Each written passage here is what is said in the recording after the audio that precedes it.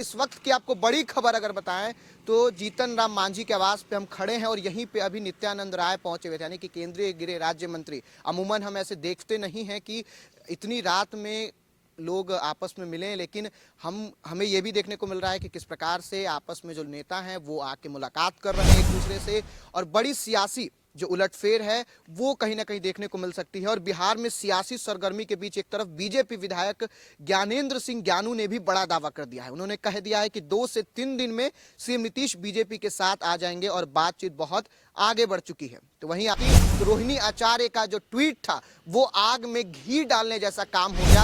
आप साफ साफ तौर पे मानिए कि इस कड़ाके की ठंड में कुछ राजनीतिक पारा जो है वो जरूर लुढ़कने वाला है और नीतीश कुमार कभी भी फिर से दल बदल सकते हैं। लेकिन बिहार में सियासी सरगर्मी तेज है, जहां एक तरफ ये कवायद लगाई जा रही है कि क्या नीतीश कुमार इस बार सही में एनडीए में आ सकते हैं। तो एक बात आपको बता दें कि सूत्रों के हवाले से खबर पता चली है कि सुशील कुमार मोदी अगर मुख्यमंत्री होंगे तो नीतीश कुमार हैं वो एनडीए में शामिल हो सकते हैं। और इस बात पे सहमति भी बन गई है कि अगर सुशील मोदी मुख्यमंत्री होंगे बिहार के तो नीतीश कुमार एनडीए में आएंगे। ये बात हम इसलिए कह रहे हैं क्योंकि नीतीश कुमार के पुराने वो मित्र रहे हैं, राजनीतिक मित्र रहे हैं। और इस वक्त की आपको बड़ी खबर अगर बताएं तो जीतन राम मांझी के आवास पे हम खड़े हैं और यहीं पे अभी नित्यानंद राय पहुंचे हुए थे, यानी कि केंद्रीय गृह राज्य मंत्री। अमूमन हम ऐसे देखते नहीं हैं कि इतनी रात में लोग आपस में मिलें, लेकिन हमें ये भी देखने को मिल रहा है कि किस प्रकार से आपस में जो नेता हैं वो आके मुलाकात कर रहे हैं एक दूसरे से, और बड़ी सियासी जो उलटफेर है वो कहीं ना कहीं देखने को मिल सकती है। और बिहार में सियासी सरगर्मी के बीच एक तरफ बीजेपी विधायक ज्ञानेंद्र सिंह ज्ञानू ने भी बड़ा दावा कर दिया है। उन्होंने कह दिया है कि 2 से 3 दिन में सीएम नीतीश बीजेपी के साथ आ जाएंगे और बातचीत बहुत आगे बढ़ चुकी है। तो वहीं आपको बता दें कि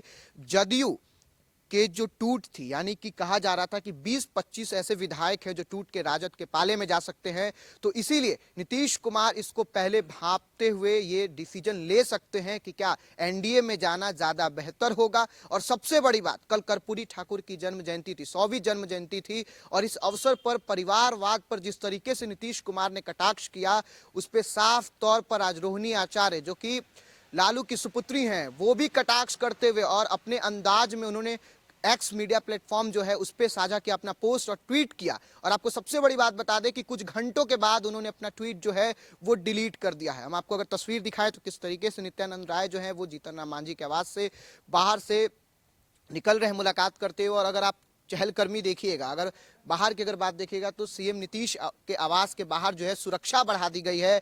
और अगर एक तरफ राजद की बात कर ले तो सूत्रों के हवाले से अगर बात कर ले तो आरजेडी सुप्रीमो लालू प्रसाद यादव ने विधानसभा स्पीकर अवध बिहारी चौधरी से भी बातचीत की है और डिप्टी स्पीकर और जदयू नेता महेश्वर हजारी ने बिहार से, यानी कि बिहार के बाहर का जो भी दौरा था वो रद्द कर दिया है। यानी कि आप साफ साफ तौर पे मानिए कि इस कड़ाके की ठंड में कुछ राजनीतिक पारा जो है वो जरूर लुढ़कने वाला है और नीतीश कुमार कभी भी फिर से दल बदल सकते हैं। लेकिन क्या इस बार एनडीए उन पर भरोसा कर पाएगी? लेकिन सबसे बड़ी बात है, एनडीए हमेशा कहते हुए आई है कि इस बार अगर कोई मुख्यमंत्री होगा तो भाजपा का ही होगा और भाजपा का मुख्यमंत्री होगा तभी नीतीश कुमार को हम एनडीए में लेंगे। हमेशा लोग दावा करते हैं कि दरवाजा बंद है, लेकिन इस दरवाजे के बंद के पीछे की जो कहानी है वो भी आज सुशील मोदी ने बताई। और उन्होंने साफ साफ तौर पे कहा कि 2017 में भी दरवाजा बंद था, लेकिन केंद्रीय नेतृत्व ने एक्सेप्ट करा तो उस चीज को बिहार ने भी एक्सेप्ट करा था और बिहार के राजनीति जो थी उस समय भी उस चीज को एक्सेप्ट की थी। लेकिन इस तरीके का ऐसा कुछ नहीं है।